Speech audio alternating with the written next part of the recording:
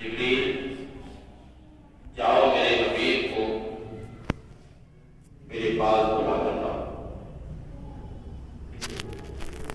جبریل آئے، دیکھا آقا سو رہے ہیں، آقا آرام کر رہے ہیں۔ جبریل امین نے عرض کی مولا تیرا حبیب تو سو رہا ہے، آرام کر رہا ہے۔ شاید نے اس کو اپنے انداز میں بیان کیا ہے محو راحت شاہدی شش و پنج میں ہے جبریل امین، بیدار کریں تو کیسے شاہ کو ہو جائے کہیں نہ بے ادبی، تعظیم نبی ہوتی ہے کیا یہ جبریل امین سے پوچھو، سدرا سے بھی آگے کون گیا یہ جبریل امین سے پوچھو، معراج کا دولہا کون بنا جبریل امین سے پوچھو۔ میرے پیارے بھائیو، آقا علیہ السلام بیدار ہوئے، جبریل امین نے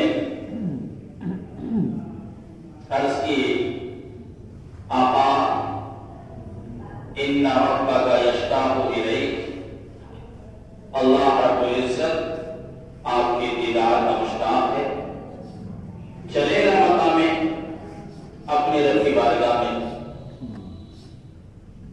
آقا علیہ السلام کے پیارے دیوانوں، اپنی آقا کی شان دیکھو، یہ وہی رب تبارک و تعالی ہے جس نے موسیٰ علیہ السلام سے فرمایا تھا ربی، جب موسیٰ علیہ السلام نے کہا تھا نا ربی ارینی انظر الیک، اے مولا میں تجھے دیکھنا چاہتا ہوں، تو جواب میں فرمایا تھا لن ترانی، تم مجھے نہیں دیکھ سکتے۔ ادھر سے موسیٰ کہہ رہے تھے ربی ارینی انظر الیک، مولا میں تجھے ایک نظر دیکھنا چاہتا ہوں، اور ادھر سے جواب تھا لن ترانی، لن ترانی،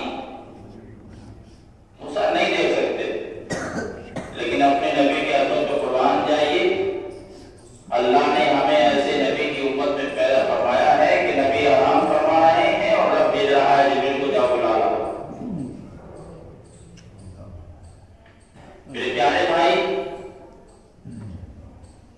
شاہ عالم نے فرمایا ہے تبارک اللہ شان تیری تجھی کو زیبا ہے بے نیازی، تبارک اللہ شان تیری تجھی کو زیبا ہے بے نیازی، کہیں تو وہ جوش لن ترانی، کہیں تو وہ جوش لن ترانی، اور کہیں تقاضے وصال کے تھے۔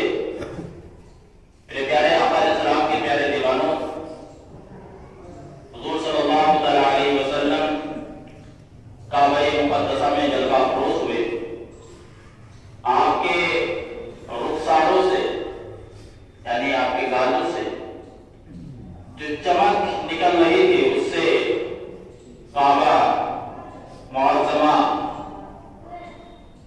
چمک رہا تھا۔ جبریل اور میکائیل علیہ السلام پیارے آقا صلی اللہ علیہ وسلم کو آب زمزم کے پاس لائے، اور وہاں پیارے آقا صلی اللہ علیہ وسلم کا شق صدر ہوا، یعنی آپ کے سینے مبارکہ کو چار کیا گیا اور پھر اس کو آب زمزم سے دھویا گیا۔ اور بیان فرماتے ہیں کہ 4 مرتبہ میرے اور آپ کے پیارے آقا صلی اللہ علیہ وسلم کا شق صدر ہوا ہے، جیسا کہ حضرت حافظ علامہ شامی اپنی کتاب المعراج الکبیر میں فرماتے ہیں کہ آقا علیہ السلام کا سینے مبارکہ 4 مرتبہ چار ہوا۔ پہلی مرتبہ کب؟ جب میرے اور آپ کے پیارے آقا صلی اللہ علیہ وسلم اس دنیا میں تشریف لائے تو آپ کی پیاری والدہ محترم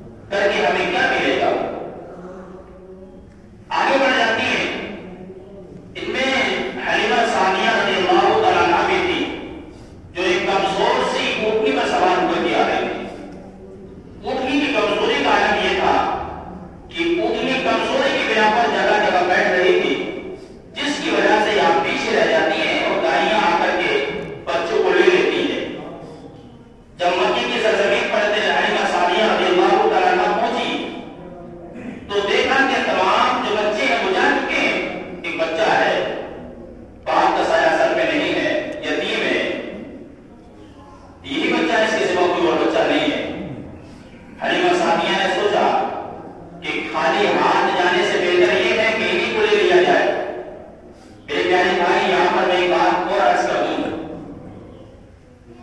یہ حلیمہ سعدیہ نے ہی مقدر تھا کہ جن کے مقدر میں نبی کو آنا تھا، جن کی گود میں نبی کو آنا تھا، اور دائیوں نے نبی کو چھوڑا نہیں تھا بلکہ اللہ نے چھڑوا دیا تھا۔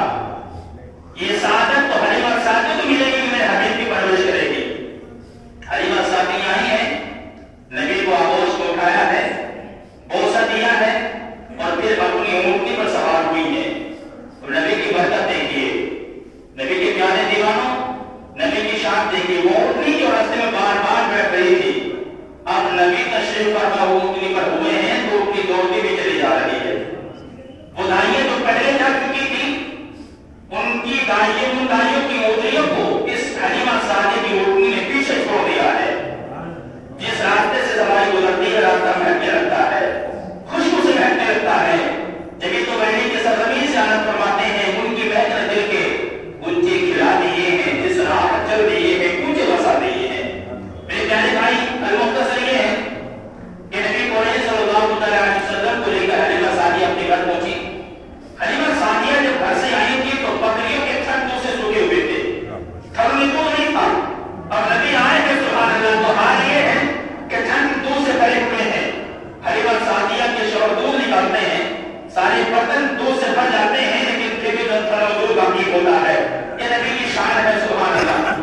میرے پیارے بھائیوں، آقا علیہ السلام کے پیارے دیوانوں، اور آقا علیہ السلام کی برکت وہاں پر ایک ذرا یہ بھی ہوئی کہ آقا علیہ السلام جب تک وہاں رہے، کسی بھی جانور کو کسی بھی درندے نے شکار نہیں بنایا۔ اور آقا علیہ السلام جس مریض کے ہاتھ پہ، جس مریض کے سر پر آقا علیہ السلام کا دست مقدس رکھ دیا جاتا تھا، وہ شفا یاب ہو جاتا تھا۔ حلیمہ سعدیہ فرماتی ہے، لوگوں کی لہر لگی رہتی تھی، میں پریشان ہو گئی تو میں نے ہوش بھرا، اور اس ہوش کو پانی سے بھرا، اور پانی سے بھرنے کے بعد نبی کا پیارا مبارک قدم اس ہوش میں ڈال دیا اور اعلان کیا، لوگوں جس سے نبی کے قدموں کا کھول چاہیے وہ اس ہوش سے لے جانا کرے، اور جو اس سے لے جاتا ہے مریض کو پلاتا ہے تو شفا یاب ہو جاتا ہے۔ آنا آنے سے پوچھو تو آنند فرماتے ہیں، جن کے قدموں کا دھون بنے ہمیں حیات، جن کے قدموں کا دھون بنے ہمیں حیات، ہے وہ جانی مسیحا ہمارا نبی، ہے وہ جانی مسیحا ہمارا نبی۔ میرے پیارے بھائی، المختصر یہ کہ آقا علیہ السلام بڑے ہوئے، حضرت حلیمہ کے بیٹے تھے عبداللہ، ان کے ساتھ آقا علیہ السلام بکریاں چرانے کے لیے تشریف لے جایا کرتے تھے۔ ایک مرتبہ عرض کی نا آقا نے حلیمہ سعدیہ سے، اے امی جان اگر آپ اجازت دے تو میں چلا جاؤں؟ آپ نے فرمایا، بیٹا میں تمہیں حکم تو نہیں دے سکتی، لیکن تم کہہ رہے ہو تو میں منع بھی نہیں کر سکتی، یعنی آپ کی مرضی، آپ جانا چاہتے ہیں تو چلے جائیں۔ میرے پیارے بھائیوں، اور پھر کیا ہوا، عبداللہ نے بکریاں کھولی، نبی آگے، نبی پیچھے ہیں، بکریاں آگے، وہ ہانک رہے ہیں، لیکن بکریاں چلتی نہیں ہیں۔ امی جان سے عرض کرتے ہیں، امی جان آج تک تو بکریوں کو ہانکنے کی ضرورت نہیں پڑا کرتی تھی، آج ہانکنا بکریاں نہیں چلتی۔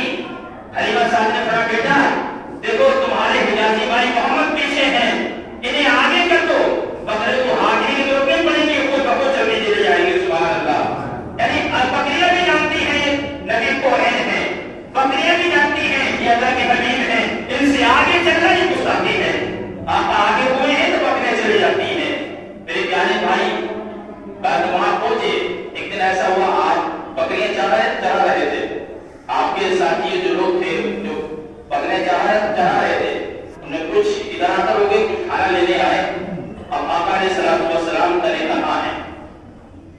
آقا علیہ السلام میرے پیارے بھائیوں ترے طرح ہیں، دو فرشتے آپ کے پاس آئے اور آپ کو لٹایا، لٹانے کے بعد آقا علیہ السلام کے مبارک سینے کو اپنی چونچ سے شک کیا، نرگس کی شکل میں آئے تھے وہ فرشتے، آقا علیہ السلام کے سینے بارکہ کو چاک کیا، اور پھر بن وائر کو باہر نکالا، اور نکال کر کے چاک کیا، اور پھر اس کے اندر سے ایک سیاہ نقطہ خون کا جو جمع خون کے نقطہ ہوتا ہے اس کو نکالا، اور نکالنے کے بعد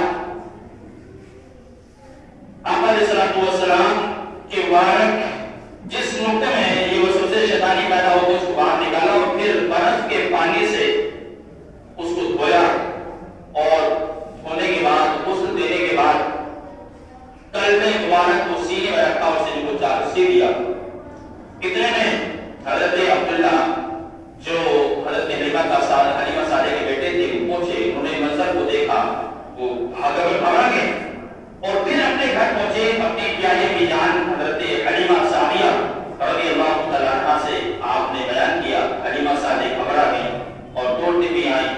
دیکھا آپ علیہ السلام بیٹھے ہوئے ہیں لیکن گھبراہٹ کا عالم ہے کیونکہ بچے تھے, چھوٹی سی عمر ہے, 4 سال تقریباً عمر ہے آپ علیہ السلام کی. میرے پیارے بھائی, حلیمہ سعدیہ نے آپ کو اپنی گود میں لیا اور گود میں لینے کے بعد پیار سے پوچھا, بیٹا یہ کیا ہوا ہے؟